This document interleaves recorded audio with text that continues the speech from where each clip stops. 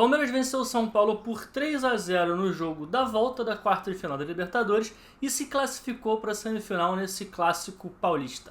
Hoje a gente vai fazer uma análise aqui desse jogo, de como o Palmeiras construiu esse 3-0 para cima do São Paulo.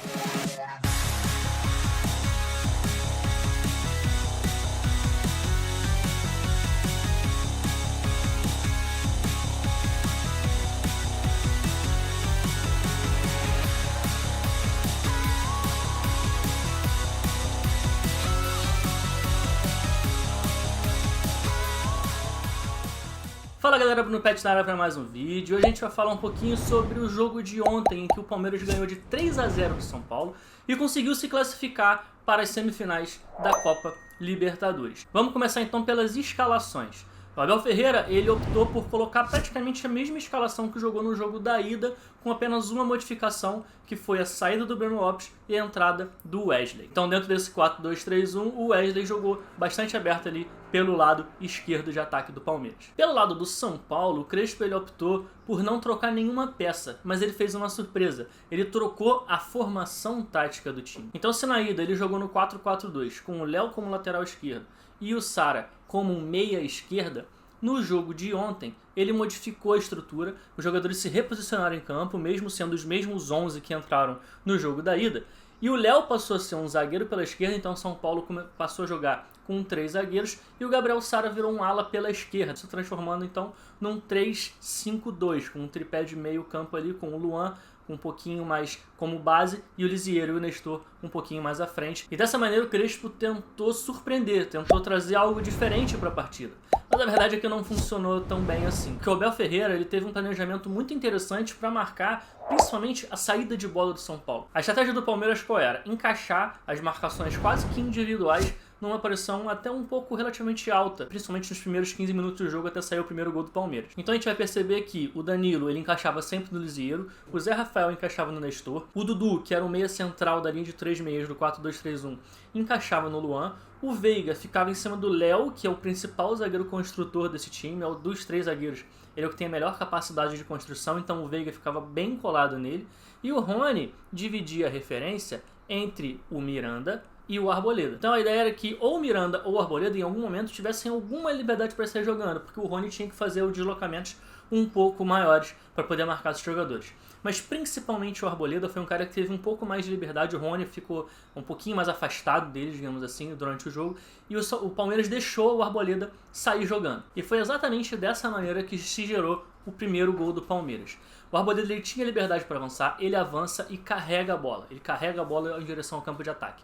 Chega um determinado momento em que o Palmeiras identifica que o Arboleda subiu, tanto assim com a bola, e pressiona muito, coloca muitos jogadores em volta do Arboleda e forma ali uma superioridade numérica bem grande para cima do Arboleda e do Daniel Alves, que era outro jogador que estava por ali. Então o Palmeiras ele consegue recuperar a bola e já sair imediatamente no contra-ataque, com o Wesley acionando aqui o Zé Rafael, que vai carregar a bola em direção ao campo de ataque. O que acontece? Essa ultrapassagem do Rony caindo aqui nas costas do Arboleda, aproveitando esse espaço que o Arboleda deixou, depois que ele avançou para se lançar ao ataque, atrai tanto o Miranda quanto o Léo, que precisam balançar para o lado direito da defesa do São Paulo para poder impedir e fechar um pouquinho esse espaço que o Arboleda deixou. Então a gente percebe que o Miranda, que era o zagueiro central, virou quase que um zagueiro pela direita, e o Léo, que é um zagueiro pela esquerda, acabou virando um zagueiro central. E ali chegando perto da área, ali quase no fim da jogada, tem um equívoco, na minha opinião, do Léo na abordagem nesse lance. O que ele faz? Ele gira o tronco e se orienta para como quem vai dar o combate no cara que tem a bola, que é o Zé Rafael. Só que ele nem dá o combate em cima do Zé Rafael, ou seja, ele nem tenta abafar o passe para atrapalhar o passe que o Zé Rafael pode dar para o Veiga, e ele nem está bem orientado para marcar a profundidade se a bola entrar no Rafael Veiga.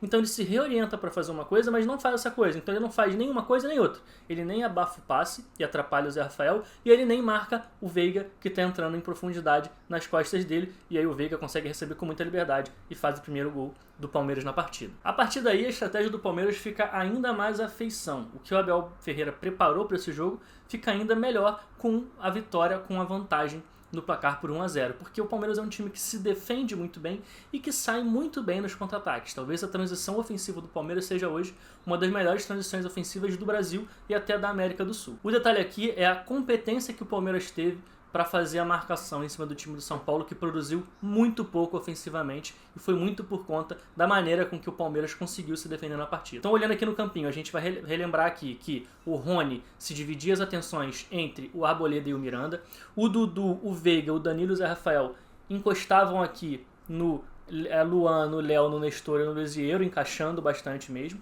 Com isso, a linha de defesa também fazia alguns encaixes mais individuais. O Marcos Rocha saía em cima do Gabriel Sara. Com isso, a linha de 3 zagueiros baixava um pouco para compor quase que uma linha de 3 zagueiros. Com o Renan centralizando um pouquinho mais, o Gustavo Gomes caindo um pouquinho mais para o centro e o Luan caindo um pouquinho mais para a direita, fazendo ali inclusive uma superioridade de 3 contra 2 contra os dois atacantes do São Paulo, o Rigoni e o Pablo, deixando sempre então pelo menos um dos zagueiros do Palmeiras na sobra, tendo superioridade naquela região, o que é muito importante. E além disso, teve acompanhamento individual mesmo do Wesley para cima do Daniel Alves, que baixava para marcar o Daniel Alves, independente da região do campo em que o Daniel Alves estivesse. Então, se o Daniel Alves avançasse muito, o Wesley ia atrás dele e fazia a marcação quase que com uma linha ali de 5, com o Wesley como sendo ali uma espécie de ala pela esquerda. Então, quando a gente olha para os lances do jogo, a gente vai perceber exatamente isso acontecendo. O Rony dividindo a atenção entre Miranda e Arboleda, os outros encaixes individuais no meio campo, e o Wesley sempre acompanhando o Daniel Alves aqui pelo lado esquerdo de defesa do Palmeiras. E além disso, como o Luan está um pouquinho mais encaixado no Pablo, a gente percebe justamente que o Rigoni fica entre 2 zagueiros do Palmeiras, ou seja, tem sempre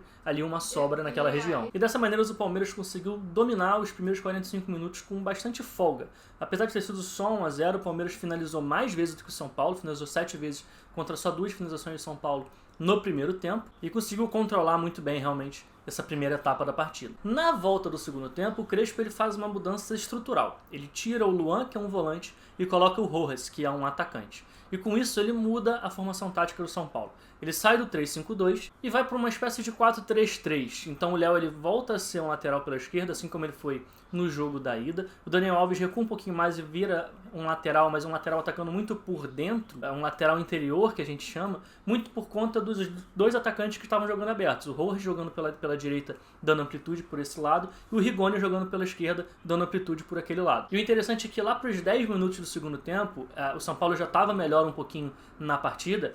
O Crespo ele decide inverter esses 2 atacantes. Então o Rojas, que estava pela direita, vai jogar pela esquerda, e o Rigoni, que estava pela esquerda, vai jogar pela direita. E é justamente a partir de uma jogada do Rigoni partindo pelo lado direito, cortando para dentro, é que sai aquele lance do gol que o Pablo perdeu. E tem algumas movimentações interessantes nesse lance que eu gostaria de citar, que é, primeiro, o Rigoni só consegue puxar para dentro porque o Daniel Alves ele arrasta a marcação do Wesley em direção à linha de fundo. Ele faz uma ultrapassagem, tira o Wesley daquela região e abre um espaço bastante grande no meio, que é para onde o Rigoni vai puxar. E vai conseguir, em determinado momento, encontrar o Pablo. Só que qual que é o interessante? Tanto o Gustavo Gomes quanto o Luan, eles saem para tentar deixar o Pablo em impedimento. Só que nem o Danilo, que estava acompanhando o Gabriel Sara, nem o Marcos Rocha, eles entendem essa movimentação dos zagueiros e eles não saem, então eles dão condição ao Pablo. Então ali houve uma falta de sincronização entre a movimentação do Gustavo Gomes e do Luan em relação à movimentação do Danilo e do Marcos Rocha, e que deixou o Pablo em condições de fazer o gol. O interessante aqui o Pablo perde o gol. E é difícil explicar aqui realmente por que ele perdeu o gol, a fase dele não é muito boa no São Paulo, mas o que me chama a atenção é que ele não olha para o gol nesse lance em momento nenhum. Ele está olhando para trás para receber o passe, ele de cabeça baixa, sem em nenhum momento olhar na direção do gol, ele já pega e emenda de primeira, finalizando para o gol. E aí logo na sequência, poucos minutos depois desse lance perdido pelo Pablo, sai o segundo gol do Palmeiras. E aí já desanda tudo pro lado do São Paulo. São Paulo não consegue mais jogar, a concentração foi para o espaço, o time já não consegue mais se concentrar no jogo, a parte anímica, a parte mental, emocional por parte dos jogadores de São Paulo já foi para o espaço, e o Palmeiras teve um amplo domínio, fez o 3-0, podia ter feito um pouco mais se tivesse apertado, mas a verdade é que a soma do gol perdido do Pablo com o segundo gol do Palmeiras, tudo acontecendo muito próximo, tudo em sequência, quebra o São Paulo de vez e ali a classificação já estava definida. Bom, no fim das contas então, o Palmeiras conseguiu ser melhor do que o São Paulo em aproximadamente 75 minutos dos 90 minutos totais da partida. Com exceção ali daqueles primeiros 15 minutos em que o Crespo ele faz uma modificação tática e consegue produzir alguma coisa para cima do Palmeiras, tirando esse trecho do jogo, o Palmeiras realmente foi muito superior ao São Paulo na partida, controlou grande parte do jogo e conseguiu se classificar para a semifinal. O que é legal nem sempre para você controlar uma partida, você precisa ter mais posse de bola. O Palmeiras teve menos posse de bola do que o São Paulo nesse jogo, mas ele controlou a partida, ele controlou as ações. O jogo foi jogado conforme o Palmeiras queria, e por isso eles conseguiram controlar o jogo e se classificar para a próxima fase da Copa Libertadores.